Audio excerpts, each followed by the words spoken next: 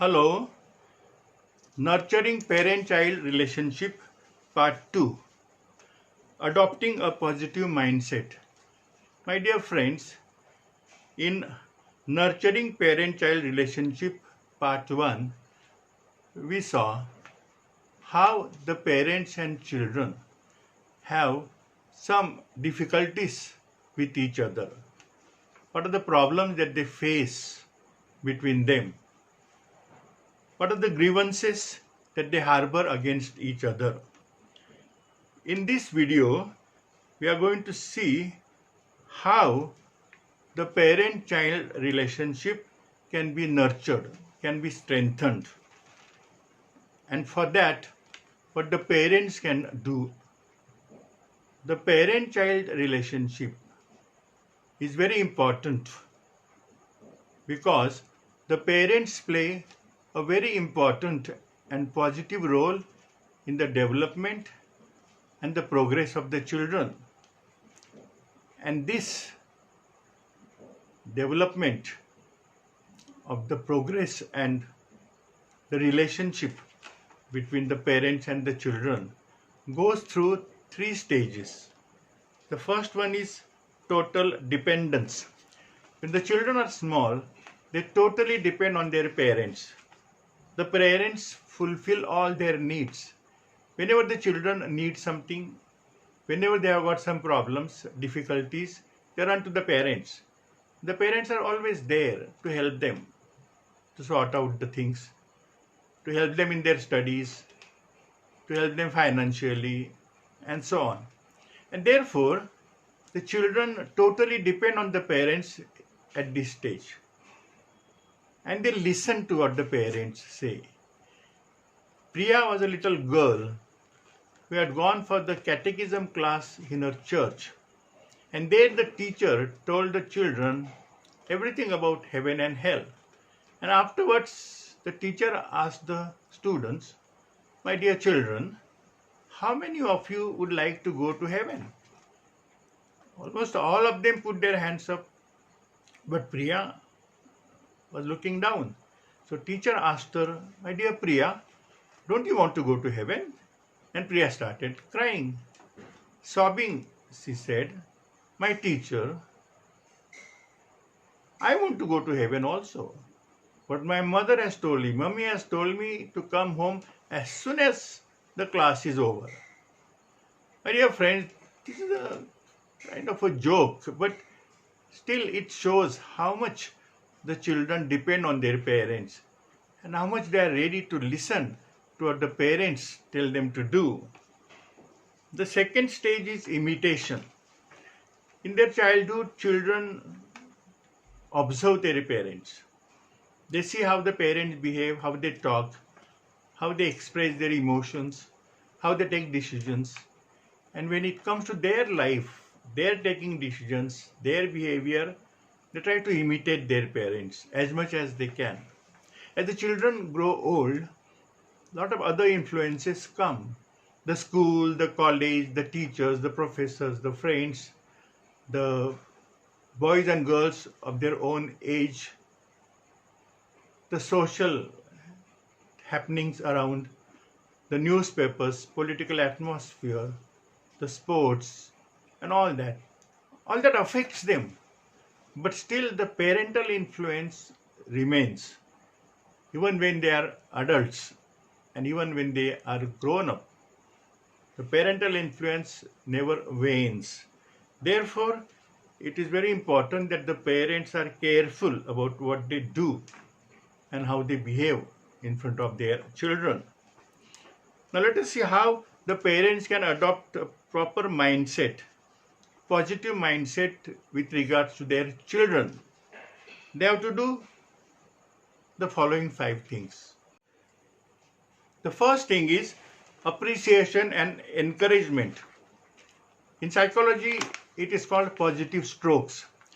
When the children do something nice, when they achieve success, either in educational field or some social field or in some other matter, when they get, say, for example, good marks, success in sports, when they do something good in society, when they help the people, when they take part in some social, religious activities, the parents should encourage them. They must give them positive strokes. When children get positive strokes from the parents, they feel nice. And they want to achieve more and more success. They want to take part in the various activities as much as possible. Positive strokes really helps them to so to say fly all over. But when the parents refuse to give the positive strokes, when they don't appreciate the children, when they don't encourage them, then the children become sad and they want to give up all that they are doing.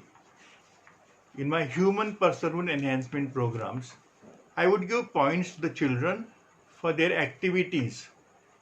When they do something nice, when they achieve success, they would get certificates. And at the end of the program, all the points are counted, certificates are counted, and then one boy and one girl are pronounced as the king and the queen of the program. That means the best student or the best participant in boys and in girls. So one such girl became the queen of the program and went home. And she showed all her certificates to her parents and the brothers and sisters. But she did not get much appreciation. Nobody appreciated her, encouraged her. In fact, her father told her, "What is the use of these certificates? It would have been better if you had to spend time in studying." Next day when she came to see me, she started crying, telling me what had happened at home. She looked like a bird whose wings have been cut. My dear friends, please encourage your children. Do not disappoint them. When you encourage them, give them positive strokes, they start moving ahead.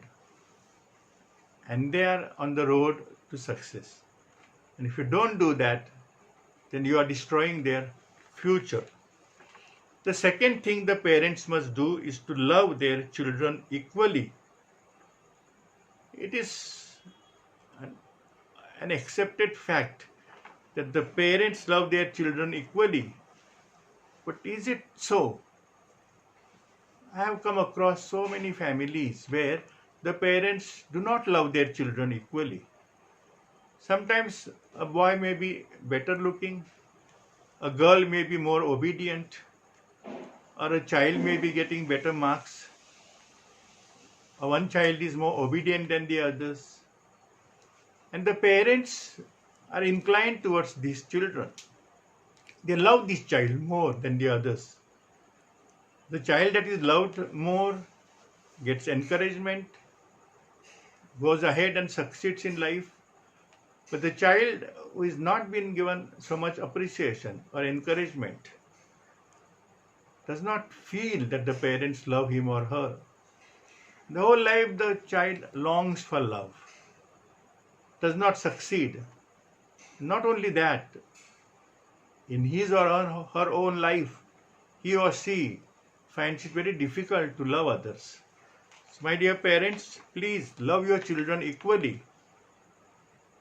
Even though there are differences in your children, in their attitudes, in their abilities, success, all are your children. Love them equally so that they may grow to perfection. Thirdly, unconditional love. It is said that parents should love their children unconditionally. But does it happen? Today, many children feel that unconditional love of the parents is a myth. Only God can love unconditionally. Sometimes it happens that parents love children as long as they do what the parents want them to do. When the children listen to the parents, when they are successful, when they don't get involved in wrong activities, when they are free from vices, then the spring of love of the parents is overflowing. But when the parents find that the children don't listen to them, they are going away from the right path, when they are making mistakes, not studying properly, or maybe falling in love with a boy or girl whom they don't like, then this spring of love begins to dry. My dear parents, try to love your children unconditionally, though it is difficult. I know that the parents expect so much from their children, but in spite of that, one of the children does not come up to your expectations, still don't stop loving that child. Don't lessen your love towards that child. Then trusting the children. Some parents have an inborn mistrust about their children. When the children tell them something, the first reaction of the parents is, what does he want? What does she want? They feel that their children are out to bluff them, to fool them, and to get something out of them. So when the children try to tell them something, instead of listening properly, the parents have their own ideas and conclusions, especially when a child makes a mistake, or when a boy or girl is caught in some tricky situation. Maybe some thing that the child has done which may land him in or her in prison. What does the parent do? The child may want to tell his side of the story. There may be some reasons, some background why the child did something wrong, how he did it. The parents have already made their own conclusion. You are wrong, you have made mistakes, and I don't want to listen to you at all. Now this puts the children off. Then instead of telling the parents what they wanted to tell, they just keep quiet. And if it happens again and again, then the children go away from their parents. So my dear parents, please listen to your children.